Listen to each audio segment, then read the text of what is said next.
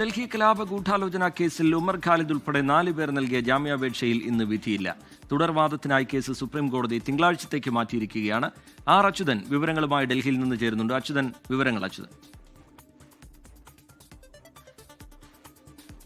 റിജിത്ത്, ഡൽഹി കലാപ ഗൂഢാലോചന കേസിൽ ഉമർ ഖാലിദ് ഉൾപ്പെടെ 4 പേർ നൽകിയ ജാമ്യാപേക്ഷയാണ് ഇന്ന് സുപ്രീം കോടതിയുടെ പരിഗണനയിലെത്തിയത്. ഇതിൽ തുടക്കത്തിൽ തന്നെ ഈ 4 പേരുടെ അഭിഭാഷകരാണ് വാദം ഉന്നയിച്ചത്. അതിൽ ആദ്യം ഫാത്തിമയ്ക്ക് വേണ്ടി അഭിഭാഷകൻ അഭിഷേക് സിംഗ്വി വാദം ഉന്നയിച്ചു. അതിൽ ചൂണ്ടിക്കാണിച്ചത് ഈ 5 വർഷമായി 4 പേരും ജയിലിൽ കഴിയുകയാണ്. ഇതിന്റെ കേസ് നടപടികൾ വലിയ കാലതാമസം ഉണ്ടാകുന്നു, ഇഴഞ്ഞു നീങ്ങുന്ന ഒരു സാഹചര്യമാണ് ഉണ്ടായിരിക്കുന്നത്. 2022 ശേഷം ഏതാണ്ട് 90 തവണ ജാമ്യാപേക്ഷ ലിസ്റ്റ് ചെയ്തു.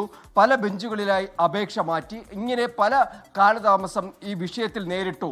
വിചാരണ പോലും ഇപ്പോഴും ആരംഭിച്ചിട്ടില്ല എന്നതടക്കമുള്ള കാര്യങ്ങൾ ചൂണ്ടിക്കാണിക്കുകയുണ്ടായി.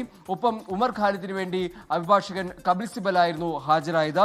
അതിൽ ചൂണ്ടിക്കാട്ടിയത് പ്രകോപനകരമായിട്ടുള്ള പ്രസംഗം നടത്തിയതിന്റെ പേരിലാണ് തന്നെ അറസ്റ്റ് ചെയ്യുന്നത്.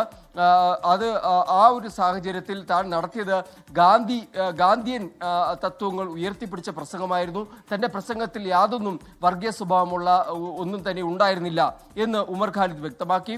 തന്റെ പക്കൽ നിന്ന് ആയുധങ്ങൾ കണ്ടെടുത്തിട്ടില്ല, തനിക്കെതിരെ ഒരു സാക്ഷി മൊഴി പോലും ഇല്ല എന്നതും ഉമർ ഖാലിദ് ഇന്ന് കോടതിയെ അറിയിക്കുകയുണ്ടായി. എന്തായാലും ഇതിൽ തുടർവാദം കേൾക്കാനായി കോടതി തിങ്കളാഴ്ചയാണ് ഇപ്പോൾ സമയം നിശ്ചയിച്ചിരിക്കുന്നത്. തിങ്കളാഴ്ച 10:30 കോടതിയുടെ ബെഞ്ച് ചേരുന്ന ഘട്ടത്തിൽ തന്നെ ഈ ജാമ്യാപേക്ഷയിന്മേലുള്ള തുടർവാദങ്ങൾ നടക്കും എന്നാണ് സുപ്രീം കോടതി അറിയിച്ചത്.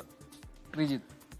ശരി, ആർ അച്യുതൻ ഡൽഹിയിൽ നിന്ന് വിശദാംശങ്ങൾ പങ്കുവെക്കുകയായിരുന്നു. ലോകത്തെവിടെയായാലും ഏത് സമയത്തും 24 വാർത്തകളും ഓഗ്മെന്റഡ് റിയാലിറ്റി പാക്കേജുകളും എക്സ്പ്ലെയിനറുകളും വിശദമായി കാണാൻ ഞങ്ങളുടെ യൂട്യൂബ് ചാനൽ നിങ്ങൾക്ക് സബ്സ്ക്രൈബ് ചെയ്യാം.